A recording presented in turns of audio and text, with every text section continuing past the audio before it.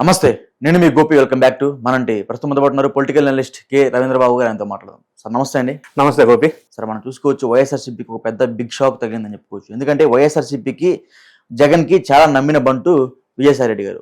ఆయనే వైఎస్ఆర్సీపీకి అదేవిధంగా రాజ్యసభ సభ్యత్వానికి రెండింటికి రాజీనామా చేయడం జరిగింది.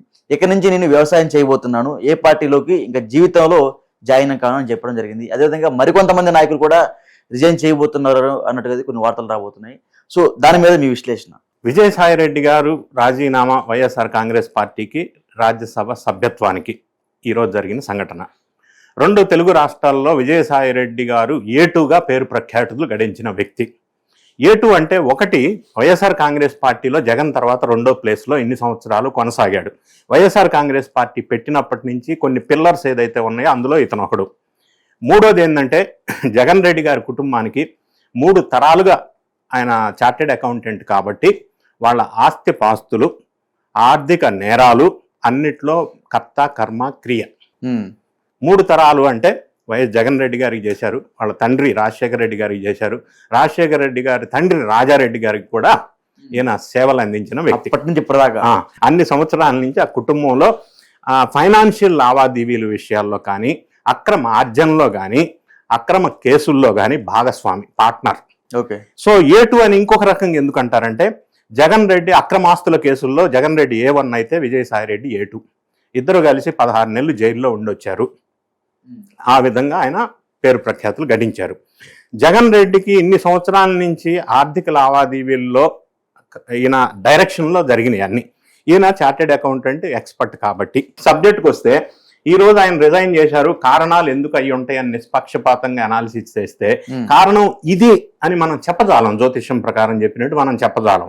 కాకపోతే ఏం అనిపిస్తా ఉందో డాట్స్ అన్ని ఇట్లా కనిపించుకుంటే కలిపితే ఒక మ్యాప్ లాగా వస్తుంది, ఒక ఐడియా మనకి రావచ్చు. దాని రకంగా మనం విశ్లేషణ చేద్దాం. ఒకటి ఏంటంటే, కొంతమంది వస్తున్న సమాచారం ప్రకారం విజయసాయి రెడ్డి గారికి, జగన్ రెడ్డి గారికి లేదా విజయసాయి రెడ్డి మీద చాలా కేసులు ఉన్నాయి. ఆ కేసులు గడిచిన 7 నెలలుగా ఎన్డీఏ కూటమి అధికారంలోకి వచ్చిన తర్వాత 7 నెలల పాలనలో 7 కొండల వాడి దయ వల్ల 7 అడుగులు ముందుకేస్తూ 7 రంగులు ప్రజలకు కనిపిస్తున్నందువల్ల ఏడుస్తున్న వాళ్ళు కొంతమందిలో విజయసాయి రెడ్డి లాంటి వాళ్ళు కొంతమంది. సో ఈ విధంగా మనం చూసినప్పుడు ఎన్డీఏ గడిచిన 7 నెలలుగా వీళ్ళు చేసిన భాగోతాలు, అక్రమ దందాలు, భూ భాగోతాలు, అక్రమ సంపాదనలు, ఇవన్నీ కూడా ఒక్కొక్కటి వెలుగులోకి వస్తూ ఉన్నాయి, బయటికి తీస్తూ ఉన్నారు. ఒక్కొక్కరు జైలు బాట పెడుతున్నారు లేదా పరారైపోతా ఉన్నారు. సో వైఎస్ఆర్ కాంగ్రెస్ పార్టీ అనేది ఒక మునుగుతున్న పడవ.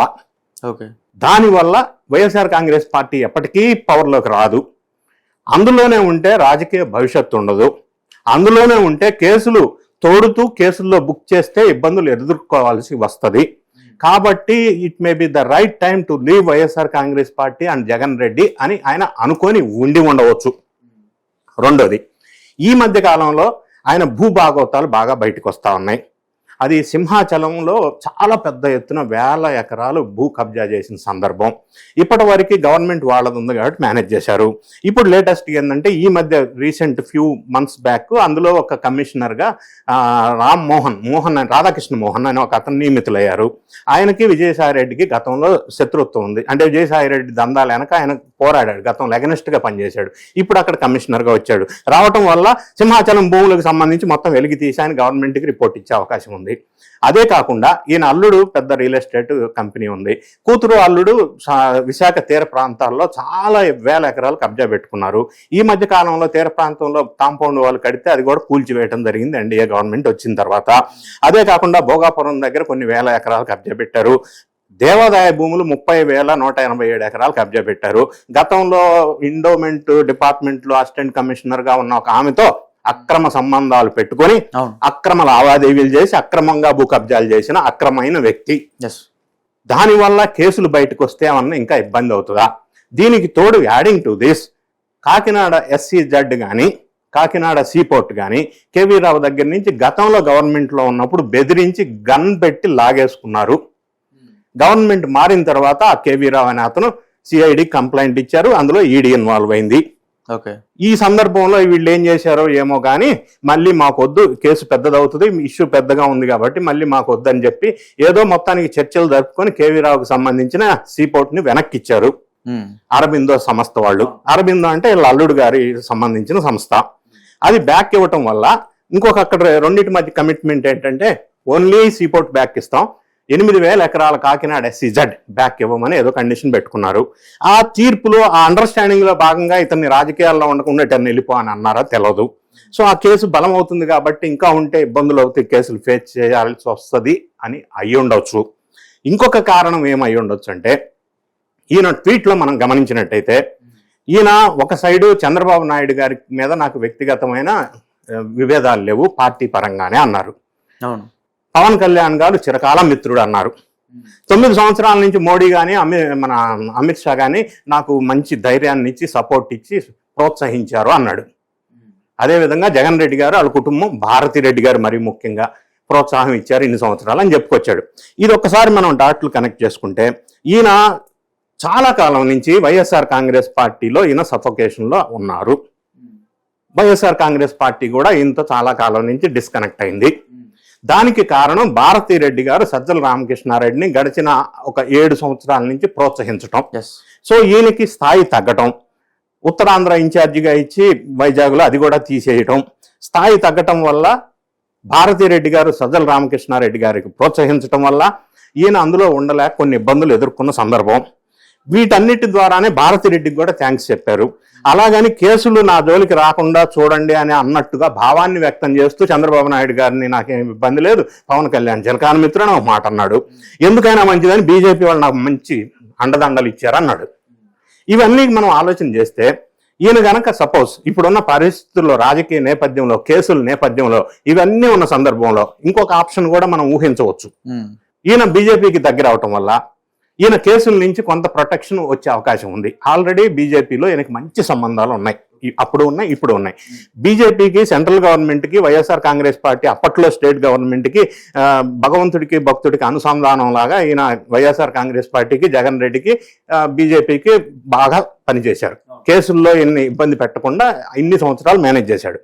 ఇప్పుడు ఎన్డీఏ గవర్నమెంట్ ఇంతకు ముందులాగా జగన్ని ప్రొటెక్ట్ చేయకపోవచ్చు, ఎందుకంటే ఆంధ్ర రాష్ట్రం ఎన్డీఏలో బీజేపీ పార్ట్నర్ కాబట్టి.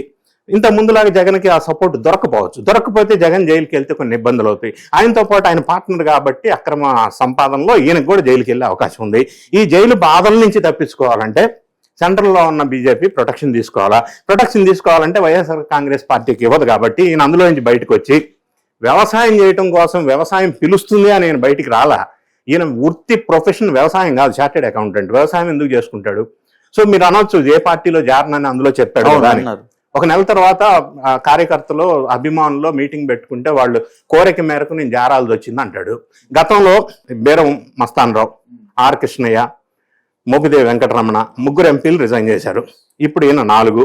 నెక్స్ట్ ఇంకొక అతను వైఎస్ఆర్ కాంగ్రెస్ పార్టీకి బాగా ఫండింగ్ చేసే కార్పొరేట్ దిగ్గజం అయోధ్య రామిరెడ్డి. ఆయన కూడా ఇప్పుడు ఫారిన్ కంట్రీస్ లో ఉన్నాడు, వచ్చినాక రిజైన్ చేస్తాడు. దీనివల్ల 11 ఉండాల్సిన రాజ్యసభ స్థానాలు ఇప్పుడు 7కి వచ్చినాయి.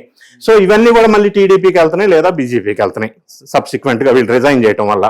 సో ఈయన బీజేపీ సపోర్ట్ తీసుకోవడం వల్ల ఒక అడ్వాంటేజ్ ఏంటంటే ఆయన ఉన్న కేసులు ఏమన్నా ప్రొటెక్ట్ చేసుకోగలరా, అది కూడా ఎంతవరకు సాధ్యం క్వశ్చన్ మార్కు. రెండోది అక్కడ ఉంటూ జగన్ రెడ్డి గారిని ఈ కేసుల నుంచి ఏమన్నా ప్రొటెక్ట్ చేయడానికి స్ట్రాటజిక్ గా, వ్యూహాత్మకంగా మనుపులు తిరిగి బీజేపీలో జాయిన్ అయిన తర్వాత ఇట్లా ఏమన్నా చేసుకునే అవకాశం ఉందా అనే ఒక ఆలోచన, ఒక కోణం వ్యూహాత్మకంగా కూడా మనం ఆలోచించవలసి ఉంటుంది. ఏదేమైనా కూడా ఒక ఆర్థిక నేరస్తులు రాజకీయాల్లో ఉండకూడదు. ఆయన రాజకీయాల్లో ఉండట్లేదు అని చేసిన స్టేట్మెంట్ ని ప్రజలు స్వాగతిస్తారు, ఎందుకంటే ఆర్థిక నేరస్తులు రాజకీయాల్లో ఉండకూడదు. అయినప్పటికీ ఈయన ఫ్యూచర్ లో వ్యూహాత్మకంగా బీజేపీతో చేతులు కలపడానికి వెళ్ళాడా, కేసుల గురించి భయపడి వెళ్ళాడా, కేసుల గురించి ప్రొటెక్షన్ కోసం వెళ్ళాడా, రాబోయే రోజుల్లో జగన్ రెడ్డి గారికి ఏమన్నా హెల్ప్ చేయడానికి వేరే రకంగా వేరే రూట్ లో వ్యూహాత్మకంగా వెళ్ళాడా అనేది ఒక అంశం. ఇవన్నీ అంశాలు పక్కన పెడితే జగన్ రెడ్డి గారు ఎప్పుడు ఆంధ్రప్రదేశ్ నుంచి లండన్ వెళ్ళినా ఏదో ఒక ఇష్యూ జరుగుతుంది ఆంధ్రప్రదేశ్ లో, గ్యారంటీ ఎప్పటి నుంచో చూస్తున్నాం మనం. సో ఈయన ఇప్పుడు లండన్ లో ఉన్నాడు, ఈయనకి ఈ విషయం జరిగింది. 3వ పాయింట్, జగన్ రెడ్డి గారికి తెలియకుండా సడన్ గా తీసుకున్న నిర్ణయం అయితే కానే కాదు. ఇది కొంతకాలం నుంచి ఆలోచన చేసి నిర్ణయం తీసుకున్న విషయం అయితే వెరీ క్లియర్. సో ఇంత వ్యూహాత్మకంగా ఆయన అడుగులు వేస్తున్నాడు, అది ఎటు వెళ్తాయి అనేది మనం కరెక్ట్ గా తెలియదు. కానీ వైఎస్ఆర్ కాంగ్రెస్ పార్టీ నుంచి విడిపోవటం అనేది వైఎస్ఆర్ కాంగ్రెస్ పార్టీ కొంత ఇబ్బందికరమైన పరిస్థితి. తర్వాత అయోధ్య రామిరెడ్డి వెళ్తారు, ఆయన కూడా ఎంపీ, అది ఒక ఇబ్బందికరమైన పరిస్థితి. తర్వాత సజ్జల రామకృష్ణారెడ్డి అందరూ ఎటో ఒకటి వెళ్ళిపోతే జగన్ రెడ్డి ఒక్కడ మిగిలితే ఆయన లండన్లో సెటిల్ అవుతాడు, అది వేరే విషయం. ఇది పార్టీ మునిగిపోయే పడవ. ఆ విధంగా ఏమన్నా వెళ్ళడానికి కూడా కొన్ని కోణాల్లో మనం ఆలోచన చేయవలసి ఉంటుంది. ఓకే రైట్, థ్యాంక్ యూ అండి. Thank you.